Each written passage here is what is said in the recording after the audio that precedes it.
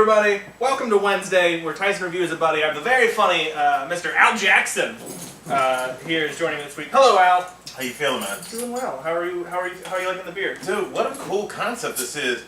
I like it, and I'm glad I'm doing this podcast just because that's a beer that I would never try or select. Yeah. Just because it's just, I don't know. I'm 39, and the older you get, you just get more like just stuck in what you do. Mm-hmm. You know, so because I'm a Guinness guy.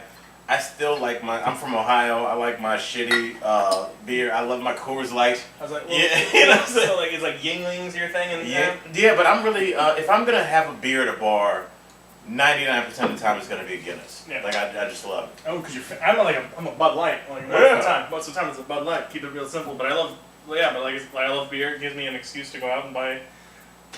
By the end of the year, I'll have tried 52 different beers. I was gonna say, what's your favorite so far? This one's really good. First of all, how would you describe this one? It's obviously a blonde. It's a blonde. It's got a little floral taste to it, which is really nice. It's crisp and it's light. That's why I love the 30 seconds, because everyone thinks I'm an idiot. I go like, you don't know shit. Like that's the point. Yeah. But this is actually a really good beer. It's really crisp and light. It tastes like it could be like a session beer where you just kind of sit and chill with it for.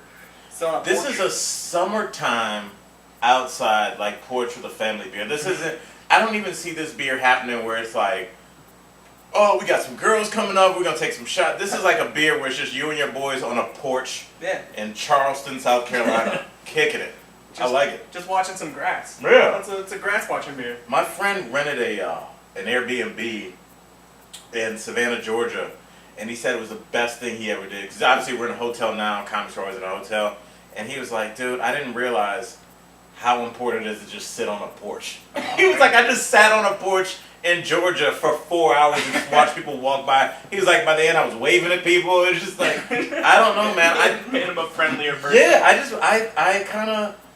I would love to have a situation where I have a porch. That would mean I own a house. And I can wave at people. It'd be kind of creepy. Yeah, hey, just being friendly. Exactly. But there's like, I'm at that age now where like, if I see like an 18-year-old girl walk by, I feel like even if I acknowledge her, she's like, who is this old man? Yeah. You're officially like old, and you're like, I'm not creepy. I have a daughter. Like you said, you're 39. I'm 28. I'm coming up on 29. I feel that I can't talk to like 21, 22-year-olds just because first I don't relate to them anymore. But right. They're just like, you're old. What are you? Yeah. You're old. I'm like, I'm 28. Yeah. I'm not even 30. There's I think the cutoff is, in terms of society and yourself looking at yourself as young, I think it's 25.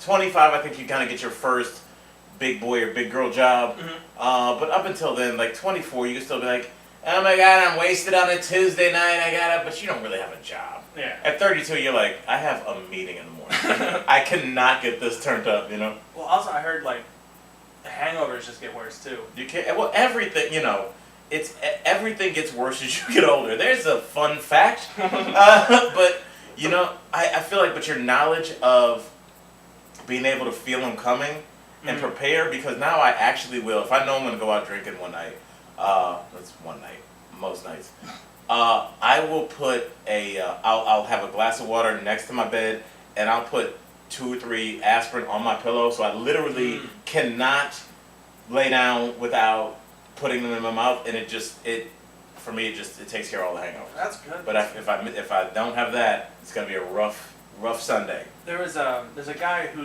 he works at like the Sam Adams Brewery, and like his whole thing is he just loves beer, but he doesn't love getting drunk. He just loves beer. So he takes like a spoonful of yeast per beer because the yeast kills the alcohol. Oh. Wow. So he just drinks just beers all day, but he gets zero drunk because there's no alcohol in it because it eliminates it. That seems like a little bit of a waste. You know what I mean? It does. I mean, that's somebody that's a true. It's kind of like somebody that's was into Playboy for the articles. Yeah, you know, just like I watch porn for the lighting. Definitely not the storyline. Yeah. The soundtrack maybe. There's not enough bass in most things, in my opinion. There's not. You know what? There was this. I feel like the arc with porn. See how quickly we go from beer to porn? It's like it went from like you used to have to sit through a long ass movie. And then yeah, I'll do one more. And then there would be some sex, and then they'd set down to the end of the movie, and then porn distributors were like, oh, well, people just want you to cut up scenes. They don't care about a storyline. So then that happened. But then, I don't know if I'm like everybody else. Now I kind of want a little backstory. There's a little bit of something. A little bit of something. It doesn't have to be the corny pizza delivery thing, but just like a little bit of like, hey, why is this happening? Just How does she know him? That's because I hate. First of all, I love porn because I hate surprise endings. Yeah. But it's just like I don't like. Just the unnecessary. I don't know if you knew this or not. Because I like to read articles and things. There's been an upswing of like stepsister or like stepbrother porn. Yes. I don't understand that. That's weird. I Well, also it's don't taboo. Well, you know what it is I think. Cheers to that. I think that the stepbrother stepsister porn is brother sister porn, but I don't know if not only legally can you put that out because it's kind of incestuous. Yeah. But it's also like may weird people out. So I think if they put the word step there, that's why it's a lot of stepmom porn too, because it's the incestuous thing. But at least you could at least lie to yourself, like, oh well, they're not really blood related.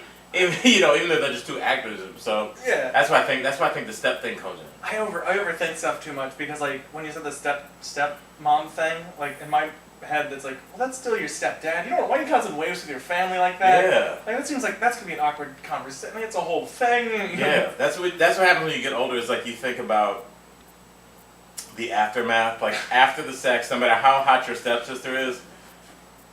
That quiet time when you're both putting your clothes back on and being like, well, our relationship's forever changed. What do you want to do today? I just want to shake my head and not make eye Yeah, contact. I'm going to go take a 45-minute shower. Hopefully you'll be gone when I come out. And then we'll see each other at Thanksgiving.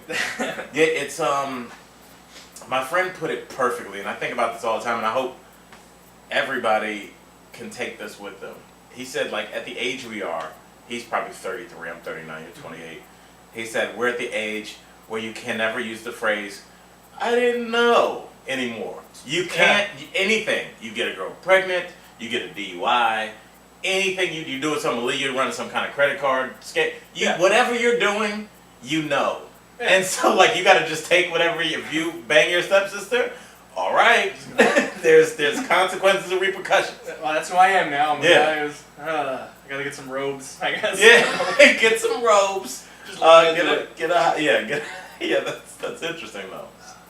Step family porn. It's good. It's good. So, what's your favorite beer that you had since you started this podcast? All right. So I enjoy stouts a lot, but I Me was too. like, oh well, I did like your answer. Like, what kind of beer? Like cold. Like I like that adventure. Yeah, that was yeah. nice. I've had a lot of people be like extra hoppy IPAs. You're like, all right, I'll have to find that now. But it's favorite surprise was I'm not a hoppy guy. I don't like hoppy things. But there's a Voodoo Ranger IPA, which was a. Where's it out of? It's a New Belgium brewery. Mm-hmm. I'm not sure where they're out of, but they're all over here. So it might be something like where Sun King, where they're like a bigger craft beer. I know Sun King. But I've seen New Belgium a lot, so I don't know if they're super local or if it's moderately like regional. But it was just this it was kind of like this, but it was a little bit more floral. It was a little lighter color. It was just, I liked it because how much it surprised me how much I enjoyed it. Mm-hmm.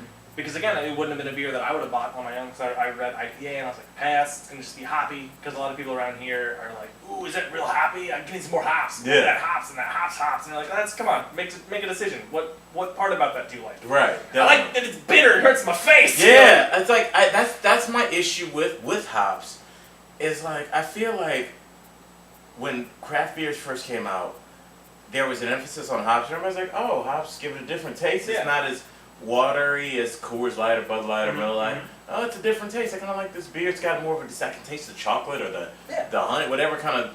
But then I feel like it became a dick measuring contest in terms of how many hops you can put into it. Where it's like Optimus Prime, and you're like, what am I drinking right now? Like, who would order 2 of these? It's like Optimus Prime is one I've heard about. Like Hop Slam. Basically, has the word hop in it. I'm like, you're just being an asshole right now. Right. Let's calm it down. Yeah. There's stouts and porters, like those are my favorite kind.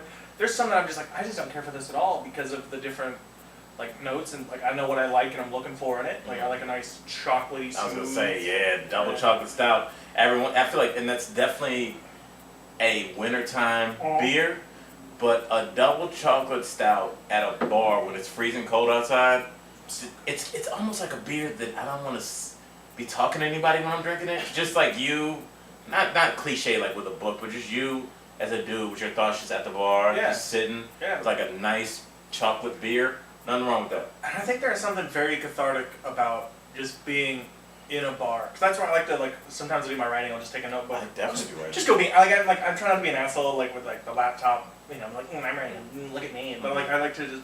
But I mean that's just how people operate. Some people, but I really do like just getting in there. I'll put in my own music. And I just sit and I'll write.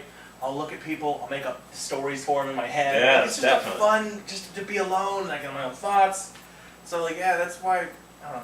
I think that's what comics are. Is like we see basic situations and we make up our own storyline. Yeah. We kind of take it and turn it 180 degrees and look behind it. Mm-hmm. Because I'll be sitting at a bar and I'll just see a couple come in and be like, okay, first date. She was liking him, but he said something in the car that was weird. So now she's like really being a little apprehensive about putting herself out there. And I don't know what the fuck is happening with these people, but I've been sitting for 10 minutes. Yeah, for 10 minutes I've made up this entire plot line.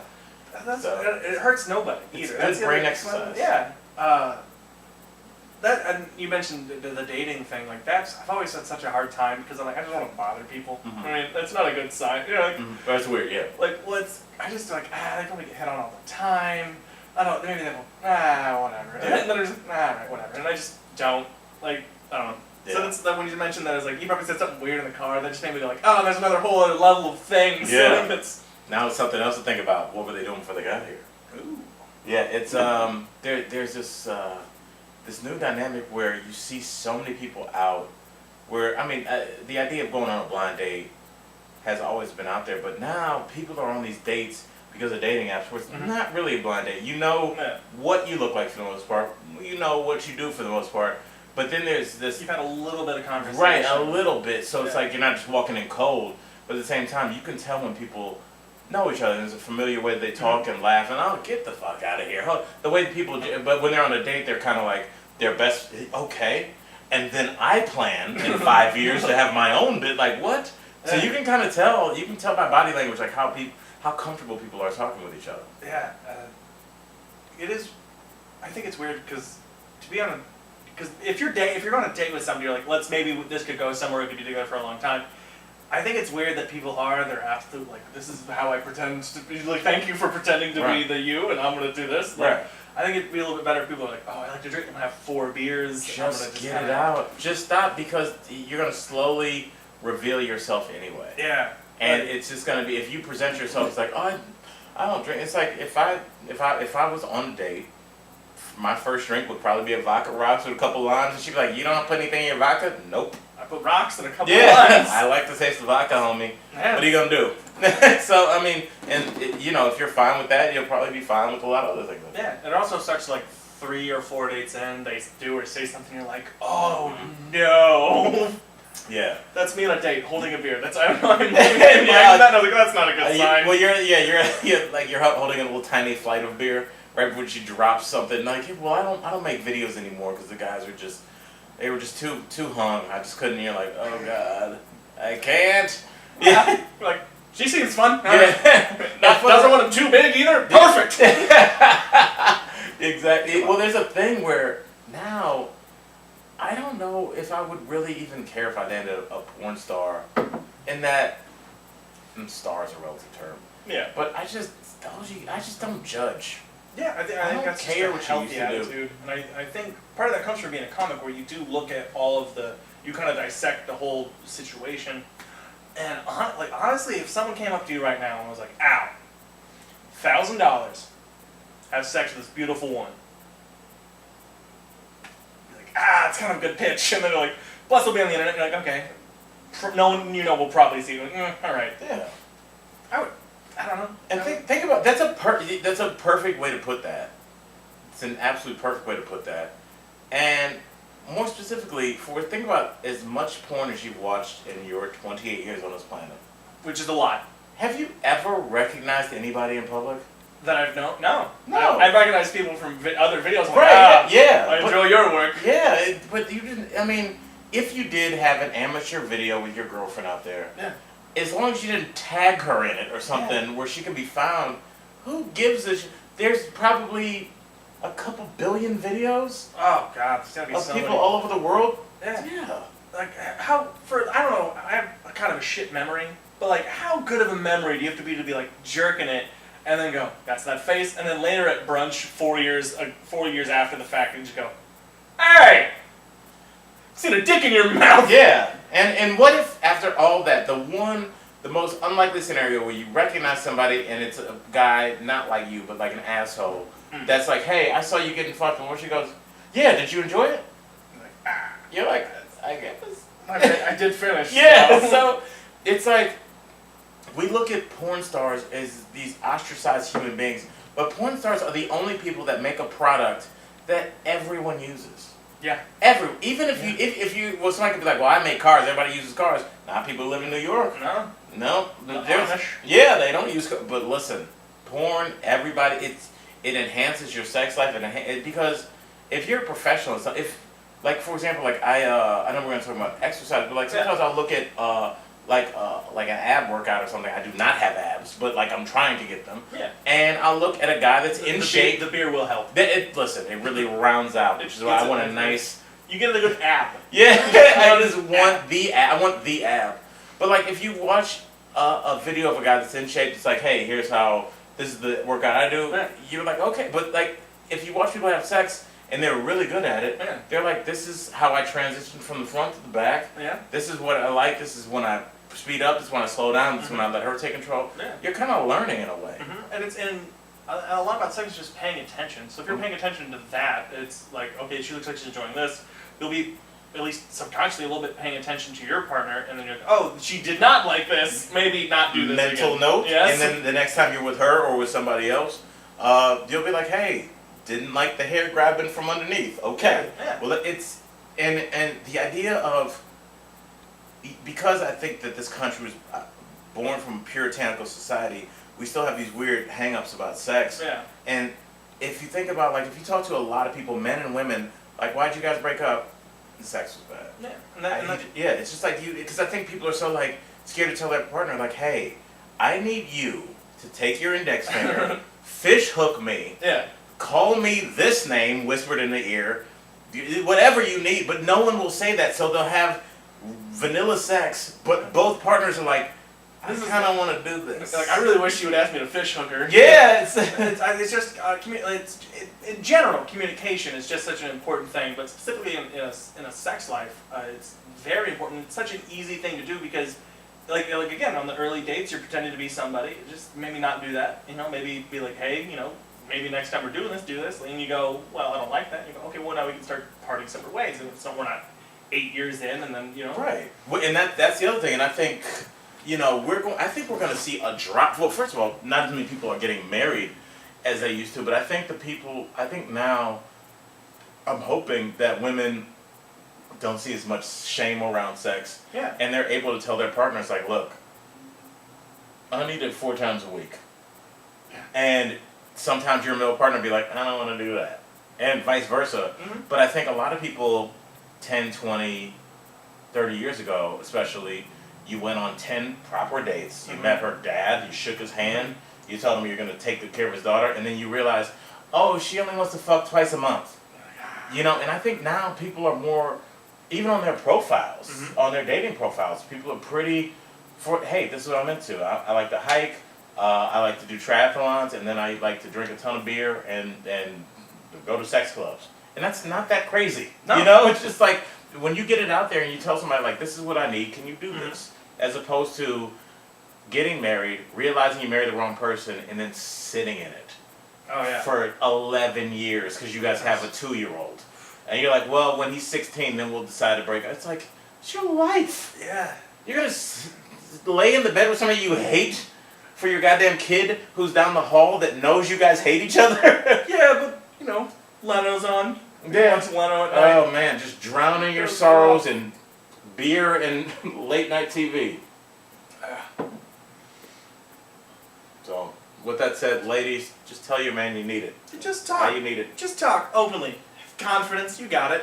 When have you ever said to yourself, man, I really over communicated, I shouldn't have overshared like that. I've overshared, Yeah. but I'd rather do that than undershare and then be some. Because the older you get, the more you value your time. Mm-hmm.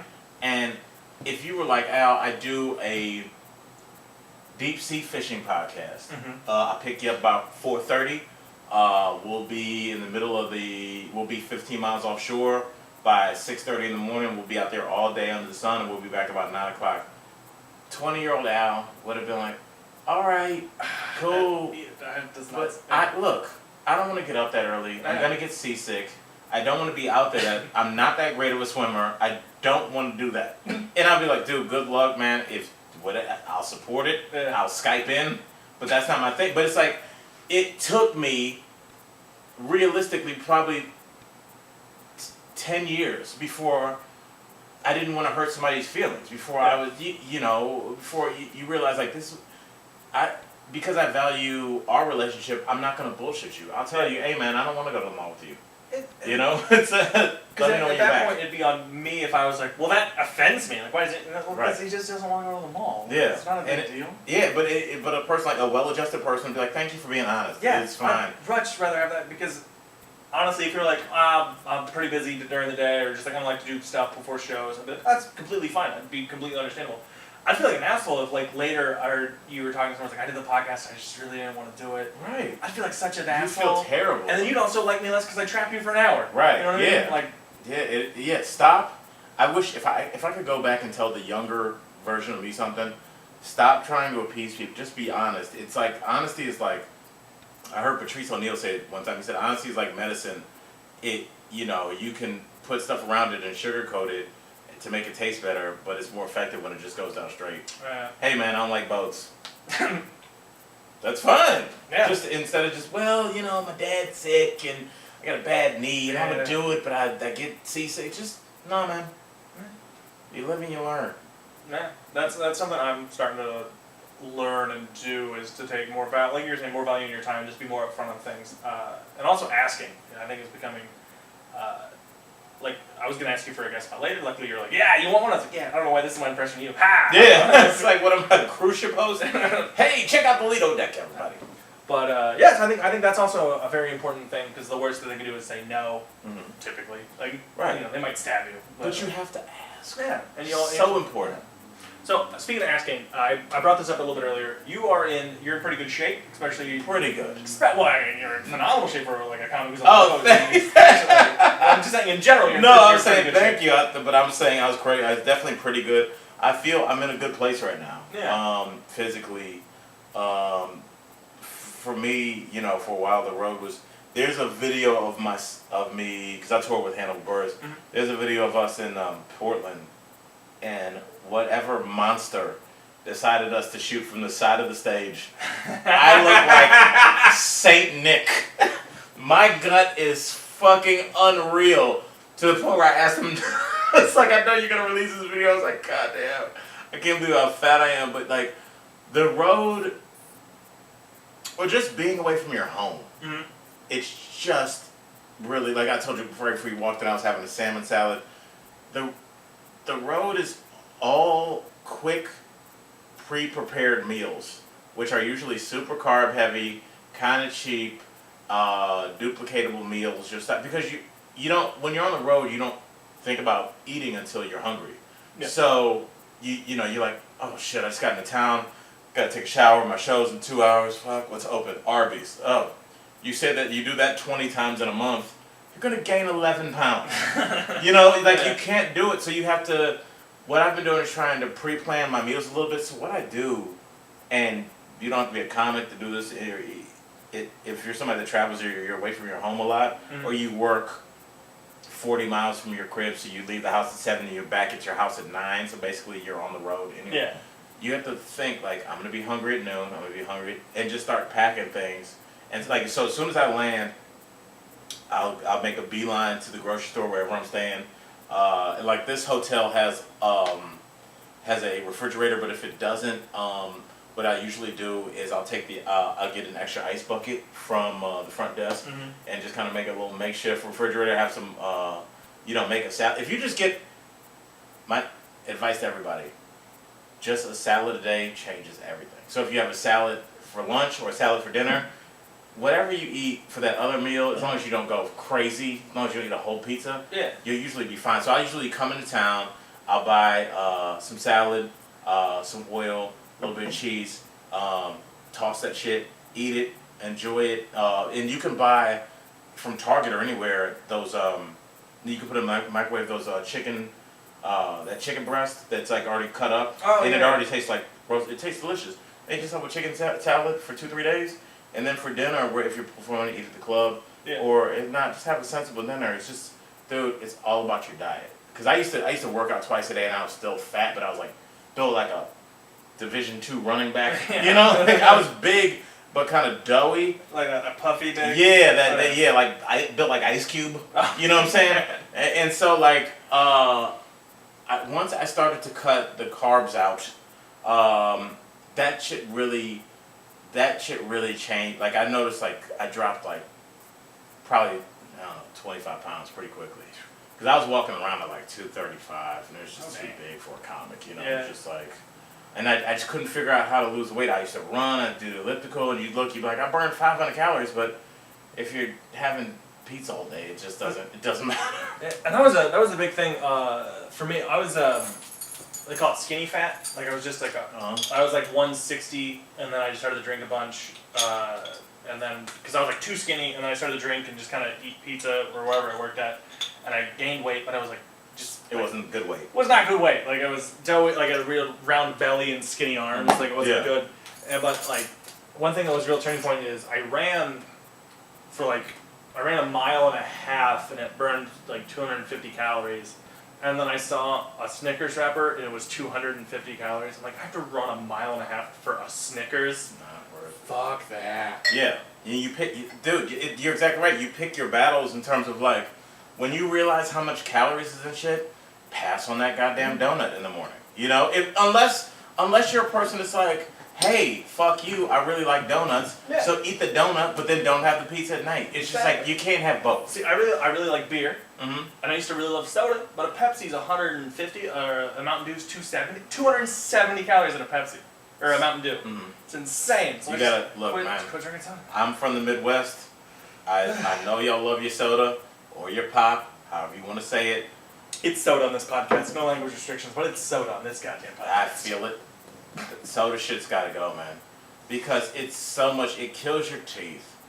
You're drinking your calories. I'm not saying don't get the calories. I'm just saying there's so many better ways to do it. Get a fucking Snickers if you're gonna do that. Like there's at least peanuts in there. Yeah, dude. With your coffee, don't get a mocha frap, caramel frappuccino, extra half. Just be a man. Get a coffee. Don't drink your calories. That's a big thing. Yeah. And I think people don't realize that they drink juice. Go get a orange juice. You might as well just get a mound of sugar. Orange juice, apple juice. What are you, 7? Stop drinking that shit. Yeah. Like, just I always think about my diet like I would have to explain it to my great grandfather, who was like a real man. Imagine explaining to your grandfather that you drink some pussy ass coffee. Yeah. Your grandfather drank whiskey, coffee, and water. That's what I roll with. And that was for breakfast. Yeah. Bourbon, neat, coffee, black, water on the rocks. You'll be fine. But once you start rolling whipped cream, you're basically, if you're doing that, you're having a milkshake for breakfast. Yeah. How can that work? It doesn't. It doesn't, man. And it's like you're like, but I got it from Starbucks. It's 1,000 calories, Doc. Yeah. You might as well have a fucking sub sandwich. You know what I'm saying? Like, it's crazy. And what I did, it is, in terms of cutting out the bread and the carbs, is once you start thinking about like what bread really does, because we're also addicted to bread, and I was too, and it's because bread is a great plate for what you want to eat. Yeah. Like a Philly cheesesteak sandwich is good, but in the bread is, you can get good or bad bread on it, but you know, the bread just holds it, so you can hold the sandwich with 2 hands and get it in your, but it's like, you probably just like shaved meat, onions, and cheese. Yeah. Which in that case, you can have 10 of those, and it's better than having one Philly cheesesteak with bread on it. And it's usually like, and you're saying you did say that, and I love how you said like, well, you can get good bread. There's few good bread, but like it's usually just shitty bread on there. Shitty bread, and shitty dough. It's just it's just a way to make the meat stretch, and it's harder. The one thing about cutting out a lot of carbs is that it is a little bit more expensive because there is a reason that people put bread around things, and it's because it makes that shit stretch. Yeah. Because a hot dog with a bun on it will keep you full faster than a regular hot dog. But what I started doing, because my local bar in Miami, Jesus, 10 years ago, in LA, they, you know, when they have free hot dog night, I'll get everything I would get on my hot dog, but just double it. So I'll have double cheese, double onions, double sauerkraut, and just eat that shit with a knife and fork. You feel like a puss, but who cares? Man. Then, you know, just drink vodka and a naked hot dog. Yeah. And it's damn near good for you. The shit falls off, your body burns it off. Mm-hmm. So it's just, I was doing the hard part, which is working out, but once you wean yourself off that bread, dude, it's life is easy. Yeah. Fuck bread. Fuck, bread and soda. That's the, like, and you just take little steps towards it too, and it adds up. Yeah. That's all that. People don't realize that they have to make this. They always try to make this monumental change all at once. That's why it's always like New Year's. Today, if you want to do it, if you want to do it at New Year's, start today. Not start tomorrow. Just work it in today and just start working on it. Like that's a lot of like I get a boner for people that are like, I'm gonna go to the gym. Yeah, let's do it. Yeah. Like, I want to start watching. Like, oh please, that's amazing. I love people that want to better themselves in maybe not even just like a physical way, but like I heard my friends like, I'm gonna start reading more. Like that's great. Yeah. So, definitely do shit. I mean, when you walked in, I mean the TV's off. Like when I'm on the road, I just found you can waste 2 hours back to back watching Judge Mathis, and it's like I loved it, but like you can't like look, man. Our time on this planet is finite. Mm-hmm. Stop wasting your time. Yeah, I'll do one more definitely. You know, when you go to the gym, I don't give a shit as somebody that likes to get high. There's a high when you're working out, and there's a high too. Thanks, brother. There's a feeling for both men and women, but I can only speak for men.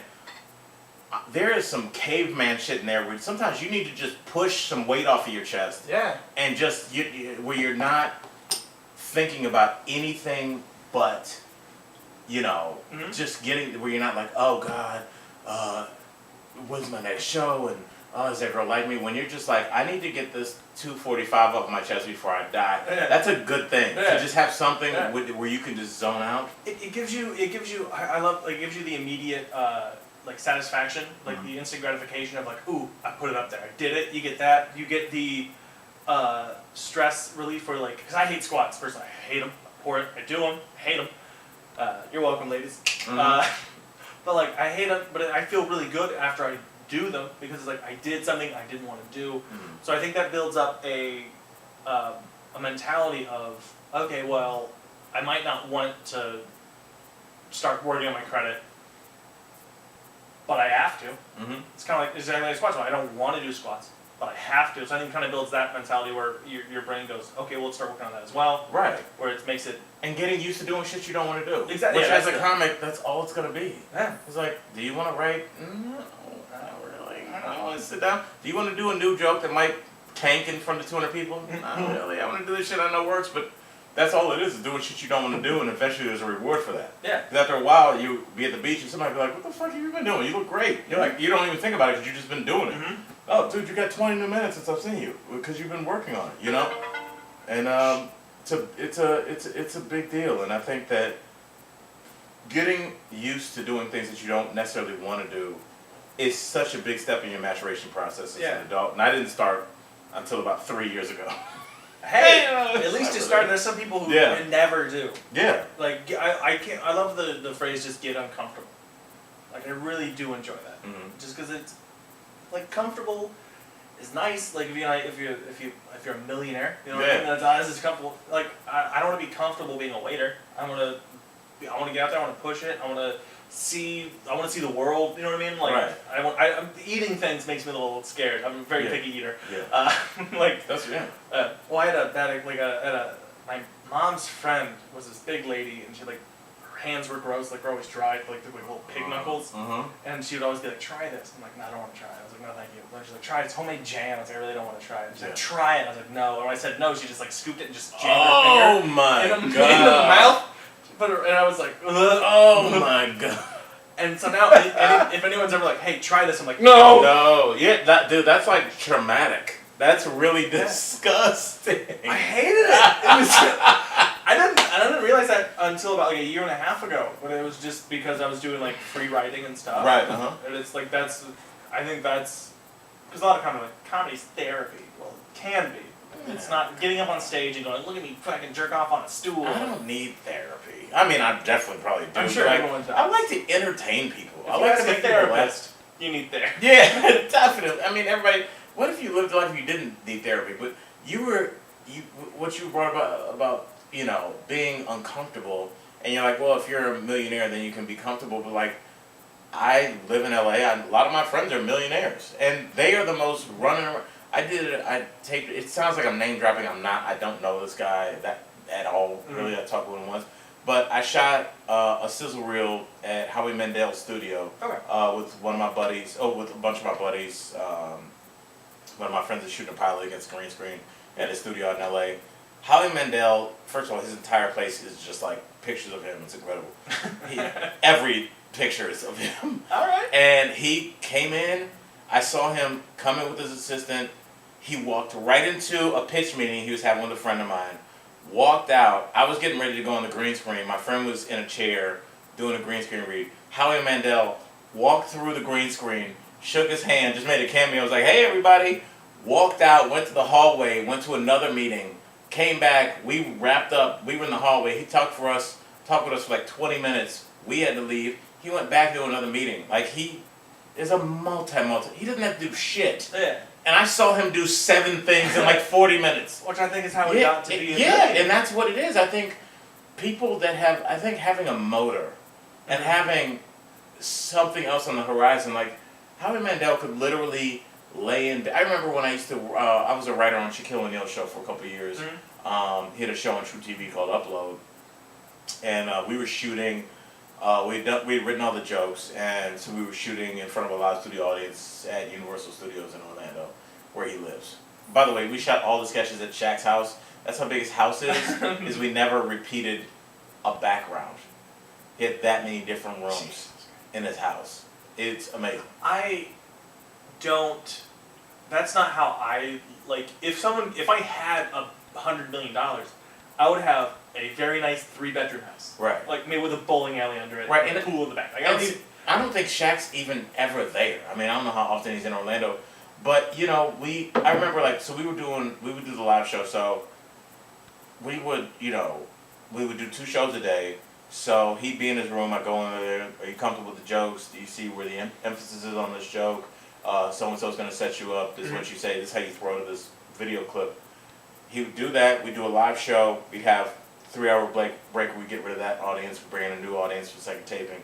And I remember I was walking in between the sound stage, we were shooting in like the back room, the dressing rooms, and in between his short break, Shaq was on Skype talking to like a middle school in Iowa.